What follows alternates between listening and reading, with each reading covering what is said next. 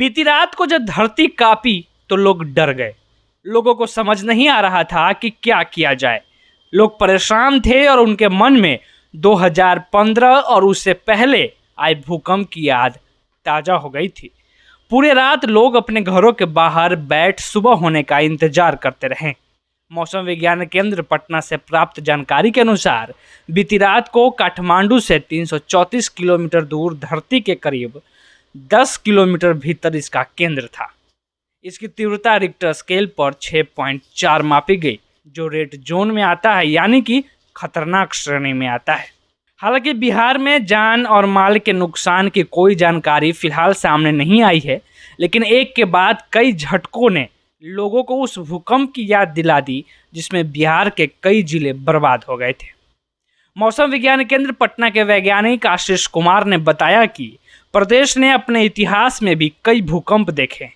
बिहार का सबसे भयानक और खतरनाक भूकंप 1934 में आया था। इस भूकंप ने करीब 10,000 लोगों को मौत की नींद सुला गया।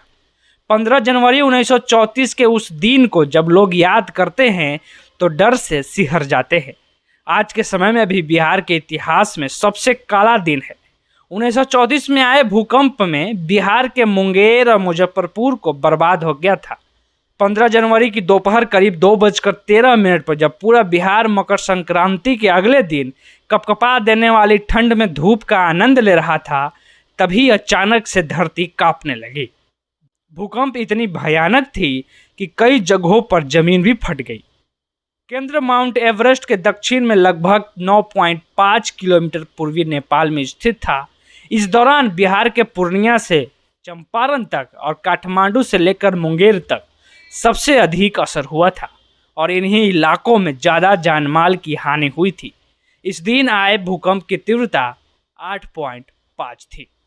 बिहार में अगर देखेंगे हिस्ट्री में तो सबसे ज़्यादा भूकंप जो था 15 जनवरी 1934 को आया हुआ था और ये 2:13 पे आया था। उस समय काफ़ी जो था 2 डिस्ट्रिक्ट खास करके मुंगेर और हमारा मुजफ्फरपुर काफ़ी नुकसान हुआ था उस समय एक ये दर्ज हुई थी। वो जो इसका मैग्नीट्यूड था 8 मैग्नीट्यूड का था भूकंप। इस भूकंप का असर कुछ ऐसा था कि इसका असर आज भी मुजफ्फरपुर, सीतामढ़ी, दरभंगा में देखी जा सकती है। मीडिया रिपोर्ट के अनुसार आज भी पुरानी इमारतें तिरछी हैं। इसके बाद साल 1988 में भूकंप आया था। सितंबर 2021 में भी सिक्किम में भूकंप आया था, जिसका असर बिहार में भी दिखा था। 2015 में भी भूकंप के झटके महसूस किए गए थे। पटना से लोकल एटिंग के लिए सचदानंद की रिपोर्ट।